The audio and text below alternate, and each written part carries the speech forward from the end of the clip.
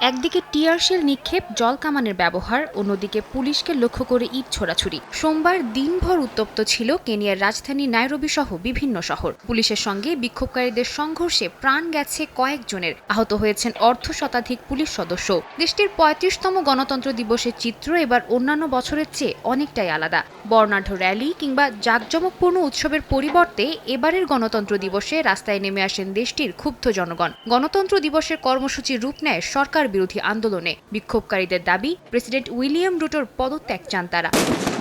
পরিস্থিতি নিয়ন্ত্রণে আনতে বন্ধ করে দেয়া হয় রাজধানীর প্রায় সব প্রধান সড়ক। তবুও বিক্ষোভকারীরা পৌঁছে যান শহরের কেন্দ্রে। শুরু হয় সংঘর্ষ। স্থানীয় সাংবাদিকদের তথ্য বলছে, কেবল নাইরোবি নয়, দেশজুড়ে ছড়িয়ে পড়েছে সহিংসতা। কিছু জায়গায় লুটপাট ও ভাঙচুরের ঘটনাও ঘটেছে।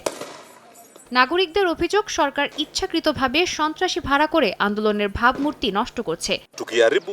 এই দেশ আমাদের, এর কোনো ক্ষতি হলে ভুক্তভোগী আমরাই হব। পুলিশ যদি ভাবে এতে তাদের উপর প্রভাব পড়বে না, তবে তা ভুল। তাদের পরিবারও এতে ক্ষতিগ্রস্ত হবে।